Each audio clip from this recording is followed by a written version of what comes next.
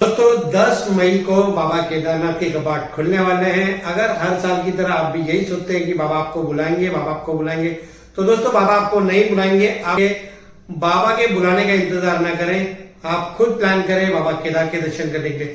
मैं आपको बताऊंगा कि केदारनाथ जाने के लिए आपको क्या करना है, कैसे करना है, कहाँ रुकना है, कब जाना है। तो दोस्तों पूरा वीडियो देखिएगा, वीडियो को लाइक करिए, चैनल को सब्सक्राइब करिए। आपका अपना चैनल अपना भारत 21। केदारनाथ, बद्रीनाथ, गंगोत्री, यमुनोत्री चारधाम यात्रा के लिए सबसे पहले आपको ट्रेन पकड़कर पहुंचना है हरिद्वार।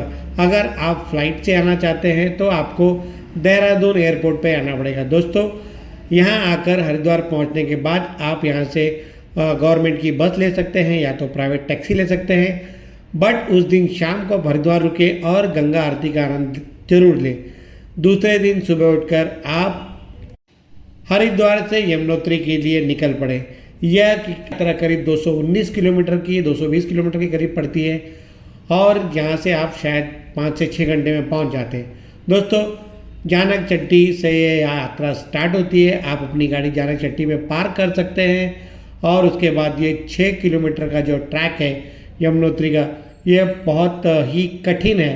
तो दोस्तों अपने साथ जितना कम सामान हो सके उतने कम सामान ले जाएं। दूर से माँ यमुनोत्री के मंदिर के दर्शन करके माँ यमुना के जल को देख के दोस्तों यह अद्भुत जगह है। दोस्तों गर्म कुंड में स्नान करके हम पहुँचेंगे सबसे पहले मंदिर के दर्शन के लिए, माँ यमुनोत्री के लिए। दोस्तों यमुनोत्री चारधाम यात्रा का प्रथम पड़ाव है।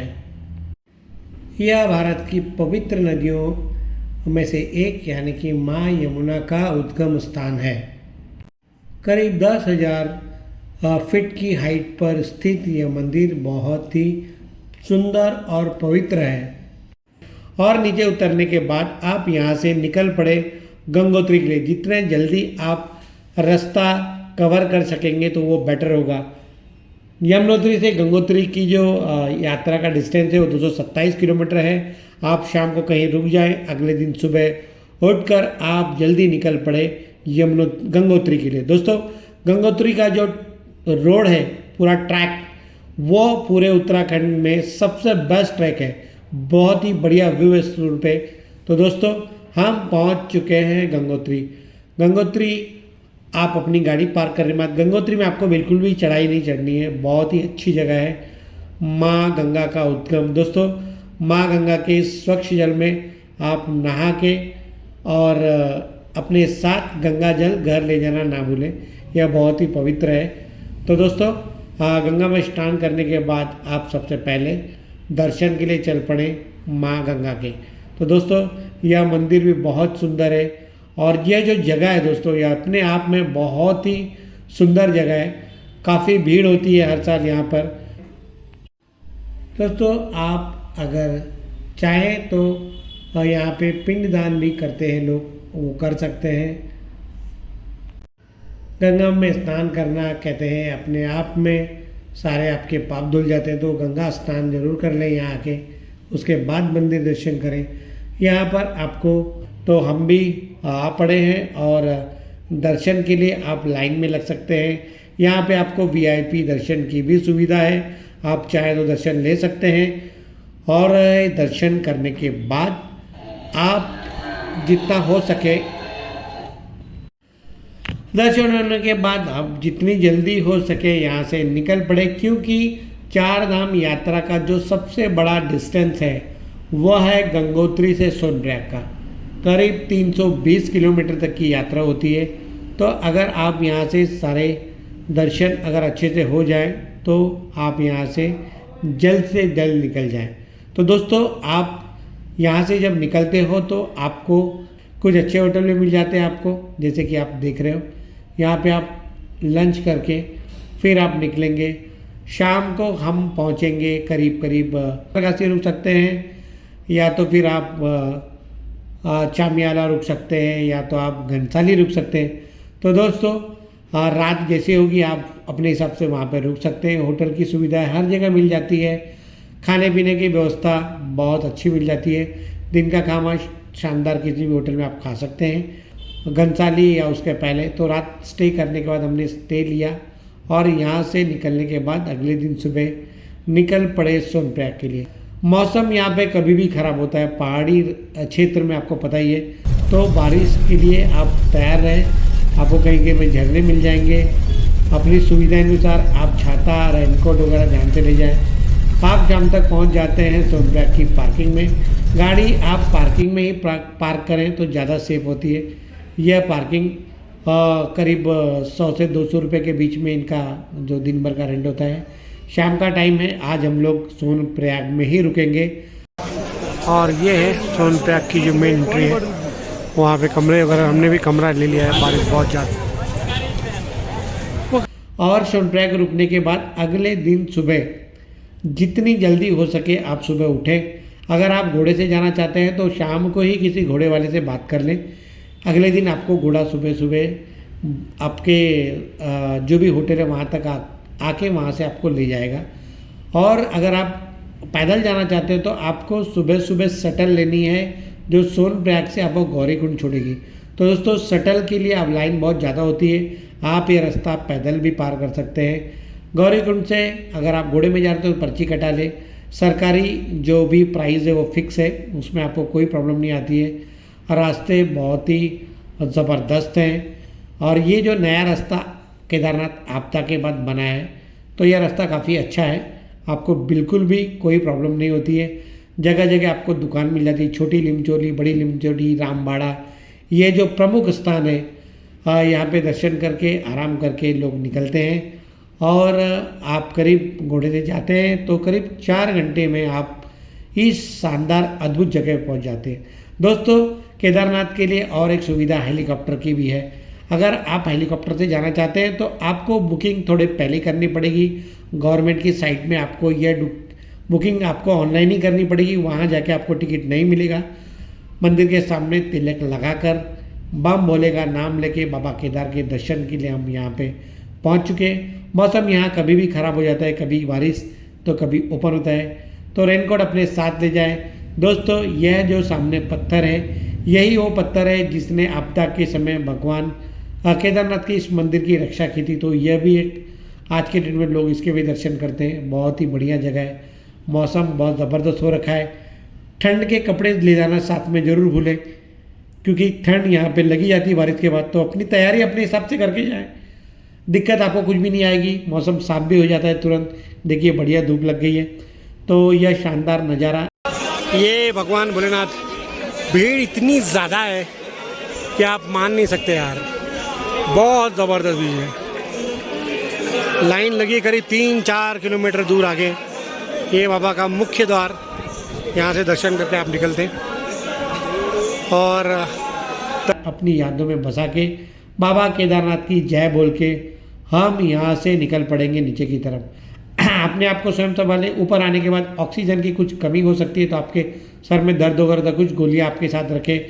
अगर आपके पास गोलियाँ नहीं है तो यहाँ पे ही नज़दीक में ही आपको मेडिकल कैंप मिल जाएंगे, वहाँ चले जाएं।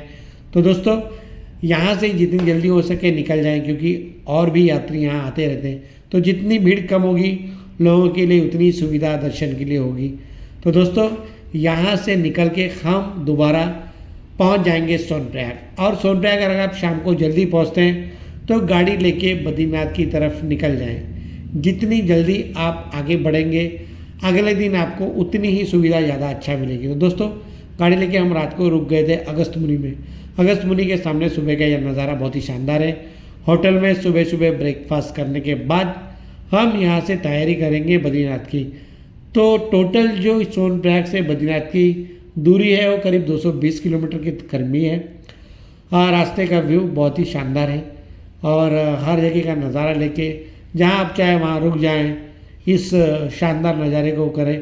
कहीं कहीं लैंडस्लाइड के चलते आपको ट्रैफिक का सामना भी करना पड़ेगा, थोड़ी देर की ट्रैफिक होती है। सड़क खुलने के बाद आप दोबारा आगे बढ़ सकते हैं। तो दोस्तों आगे बढ़ के गोपेश्वर जोशी मठ होते हुए हम पहुँचेंगे शाम को बद्रीनाथ। दोस्तों बद्रीनाथ पहुंचकर आप शाम को होटल लेने के बाद फ्रेश हो जाएं और अगर हो सके तो शाम को भी मंदिर का एक दर्शन जरूर करें। शाम को मंदिर का जो नज़ारा होता है, जो मंदिर के अंदर लाइट्स वगैरह जो होते हैं बहुत ही शानदार होते हैं। तो दोस्तों शाम को भी मंदिर में चल के एक बार दर्शन करेंगे और आप देखिए कि ये शाम को जो नज़ारा है वो कितना ज़बरदस्त है। दोस्तों चार धाम में प्रमुख जो है, जो प्रमुख चार धाम माने जाते हैं, बद्रीनाथ, जगन्नाथपुरी, सोमनाथ मंदिर और रामेश्वर मंदिर, ये प्रमुख चार धाम माने जाते हैं। तो चार धाम में बद्रीनाथ का जो महत्व है बहुत विशेष है। यहाँ पर आने के बाद आप अपने पितरों के नाम पे पिंडदान भी कर सकते हैं। दोस्तों लाइन यहाँ पे काफ़ी अच्छी खासी होती है, तो अपने तैयारी अपने टाइम के हिसाब से चलें। शाम हो रही है, शाम का जो नज़ारा है, हम तो यहाँ शाम का नज़ारा भी देखने आए, तो शाम का नज़ारा आप देखेंगे तो बहुत ही ज़बरदस्त है। शाम को मंदिर में दर्शन करें। भगवान विष्णु का यह मंदिर बहुत ही ज़बरदस्त है। नारायण पर्वतों के बीच में स्थित यह मंदिर में पूजा अर्चना आपको मोक्ष के द्वार के पास ले जाती है। दोस्तों शाम का समय भीड़ भाड़ ठीक ठाक है और हम दर्शन करेंगे मंदिर का। सुबह सुबह आप यहाँ पे गर्म कुंड में स्नान भी कर सकते हैं। बद्रीनाथ में गर्म कुंड है जो आपको स्नान के लिए बहुत ज़बरदस्त माना जाता है, तो यहाँ पे स्नान कर लें और स्नान करने के बाद आप सुबह भगवान बद्रीनाथ के दर्शन करें। दर्शन करने के बाद आप यहाँ से बद्रीनाथ से के नज़दीकी माणा गांव है। माणा गांव भारत का अंतिम गांव माना जाता है और माणा गांव की एक अपने आप में एक बहुत बड़ा एक महत्व है, क्योंकि कहते हैं कि भगवान व्यास जी ने यहीं बैठ के महाभारत की रचना की थी और यहीं से पांडवों ने अपने स्वर्गलोक की जो यात्रा थी वो आरंभ की थी। दोस्तों बद्रीनाथ में माणा गांव में व्यास गुफा, गणेश मंदिर और आगे चल के जो पांडव जिस रास्ते से गए थे वो बहुत ही ज़बरदस्त जगह है। ट्रैक आप कर सकते हैं, ट्रैक थोड़ा सा टफ है, अगर आप कर सकते तो जाइएगा। ट्रैक के बाद आप माणा गांव का एक बढ़िया शानदार अपनी यादों में बसा लें, यह भी बहुत अच्छा है। भीम पुल यहाँ की जो प्रमुख जगहों में से है, भीम पुल बहुत ही प्रसिद्ध है, तो यहाँ पे दर्शन कर लें। स्वर्गारोहणी कहते हैं यहाँ से आगे चल के आपको मिलता है, तो अगर आप जा सकते हैं तो वहाँ ज़रूर जाएं। चार धाम के साथ ही आपको यहाँ पे उत्तराखंड में कुछ जगहें वो विश्व प्रसिद्ध है, उसके दर्शन जरूर करने चाहिए। हेमकुंड साहब सिखों का एक धार्मिक स्थल है, इसके लिए आपको पंजीकरण करवाना बड़ा ज़रूरी है। तो दोस्तों हेमकुंड साहब के साथ ही आपको फूलों की घाटी, यह बहुत ही सुंदर जगह है। फूलों की घाटी में आप अगर आके इस व्यू को देख लेंगे तो आप ज़िंदगी भर इस चीज़ को भूल नहीं सकते। आगे चल के आपको मिलेगा औली भी विश्व प्रसिद्ध एक पर्यटन स्थल है, जहाँ पे आइस स्केटिंग का एक चैंपियनशिप वगैरह हर साल होती है, तो बहुत सुंदर जगह है। चोपता उत्तराखंड का स्विट्जरलैंड, चोपता बहुत ही सुंदर जगह है। दोस्तों अगर आप उत्तराखंड में तो एक दिन आप यहाँ पे ज़रूर रहिएगा। चोपता बहुत ही शानदार जगह है। चोपता के बाद आप आगे बढ़ेंगे हरिद्वार की तरफ, तो आपको सबसे पहले दर्शन होंगे यहाँ के प्रमुख 5 प्रयागों में, विष्णु प्रयाग, नंद प्रयाग, खड़ प्रयाग, रुद्र प्रयाग और देव प्रयाग। यह 5 प्रयाग है। अगर आपके पास समय है तो 5 प्रयागों का दर्शन करें। उसके बाद आप अगर हरिद्वार की तरफ जा रहे हैं तो रुद्रप्रयाग से पहले आपको एक बहुत ही ऐतिहासिक और माता का एक शक्तिपीठ मिलता है। शक्तिपीठ फेमस है माँ धारी देवी के नाम से। धारी देवी के दर्शन भी आप ज़रूर करें। धारी देवी का जो ये पीठ है वो शक्तिपीठ है। यह मंदिर बहुत ही सुंदर है दोस्तों। इसकी अपने आप में एक बहुत कथा है, आप चाहे तो गूगल में देख सकते हैं, पढ़ सकते हैं, इसके बारे में जान सकते हैं। माँ धारी देवी के दर्शन करने के बाद निकल पड़े। दोस्तों ये यात्रा करने के लिए आपको करीब आपको 8 से 9 दिन लग जाएंगे। आप अपने समय अनुसार जाएं। यात्रा के लिए रजिस्ट्रेशन हर जगह के लिए अनिवार्य है। आप गवर्नमेंट की साइट पे जाके, उत्तराखंड टूरिस्ट के साइट पे जाके आप अपना रजिस्ट्रेशन करवाएं। रजिस्ट्रेशन अगर आपका नहीं है तो आप यात्रा नहीं कर पाएंगे, आपको हर जगह चेकिंग के लिए रुकना पड़ेगा। तो दोस्तों इसी तरीके से आप अपनी यात्रा करें। अगर आप ग्रुप में आ रहे हैं तो आपको आपकी टैक्सी और कार आपके लिए बहुत अच्छा पड़ेगा। एक आदमी का खर्चा करीब 20 से 25 हज़ार जाता है। तो तैयारी रखें और दर्शन करें। तो जय बाबा केदार, जय बद्री विशाल का नाम लेके जय माँ गंगे, जय माँ गंगे, जय माँ यमुनोत्री के दर्शन करने के बाद हम पहुँचेंगे हरिद्वार और लेंगे यहाँ से ट्रेन टुवर्ड्स अपने अपने डेस्टिनेशन के लिए। तो दोस्तों अगर आपको वीडियो पसंद आया तो प्लीज़ लाइक करिए, शेयर ज़रूर करिए आपके दोस्त जो यहाँ आना चाहते हैं। चैनल में अगर आप पहली बार हैं तो सब्सक्राइब ज़रूर करिएगा दोस्तों। मिलते हैं ऐसे ही किसी अगले वीडियो में, तब तक के लिए नमस्कार।